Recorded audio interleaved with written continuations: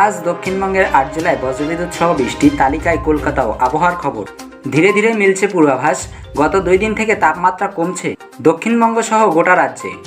আর কিছুদিনের জন্য তাপপ্রবাহের ইঙ্গিত। আজ থেকে ফুলদমে ঝড় বৃষ্টি শুরু হয়ে যাবে দক্ষিণবঙ্গে, এমনটাই জানিয়েছে আবহাওয়া দপ্তর। ছুটির দিনে কোন কোন জেলা ভিজবে, কলকাতায় কেমন থাকবে আবহাওয়া, জানুন লেটেস্ট আপডেট।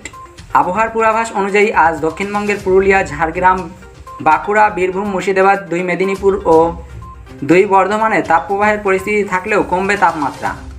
সাথে বৃষ্টির সম্ভাবনা দক্ষিণ 24 পরগনা, পূর্ব মেদিনীপুর, কলকাতা ও পশ্চিম মেদিনীপুর, বীরভূম, মুর্শিদাবাদ ও নদিয়ায়। এই সমস্ত জায়গায় হালকা বৃষ্টির পাশাপাশি ঘন্টায় 30 থেকে 40 কিমি বেগে ঝড়ো হাওয়া বইতে পারে। আবহাওয়া দপ্তর জানিয়ে পশ্চিম মধ্য বঙ্গোপসাগর থেকে পর্যাপ্ত জলীয় বাষ্প ঢোকায় বৃষ্টির অনুকূল পরিস্থিতি তৈরি হতে চলেছে। এর জেরে আগামী 3 দিন ভিজবে রাজ্যের একাধিক জেলা। রবিবার থেকে আগামী 8ই মে পর্যন্ত বিক্ষিপ্তভাবে ঝড় বৃষ্টি চলবে দক্ষিণবঙ্গের একাধিক জেলায়। রয়েছে কালবৈশাখীর পূর্বাভাসও। আগামীকাল সোমবার দক্ষিণবঙ্গের সব জেলাতে বৃষ্টির সম্ভাবনা। বৃষ্টির পাশাপাশি দোসর হতে পারে 40 থেকে 50 কিলোমিটার বেগে ঝড়ো হওয়া।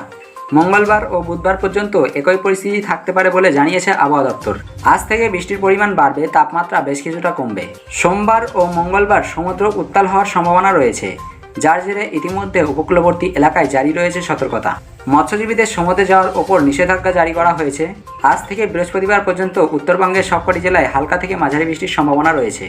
আবহাওয়া দপ্তরের পূর্বাভাস অনুযায়ী আজ উত্তরবঙ্গের দার্জিলিং, জলপাইগুড়ি, কালিম্পং, কোচবিহার ও আলিপুরদুয়ারের একাধিক জায়গায় বৃষ্টির সম্ভাবনা। সঙ্গে কোথাও ঘন্টায় 30 থেকে 40 কিমি, আবার কোথাও ঘন্টায় 30 থেকে 50 কিমি বেগে দমকা ঝড়ো হাওয়া বইতে পারে। আমাদের কাছে আপনাদের সময়ের দাম রয়েছে, তাই আমরা অযথা খবর দিই না, আমরা দিয়ে থাকি পয়েন্ট খবর।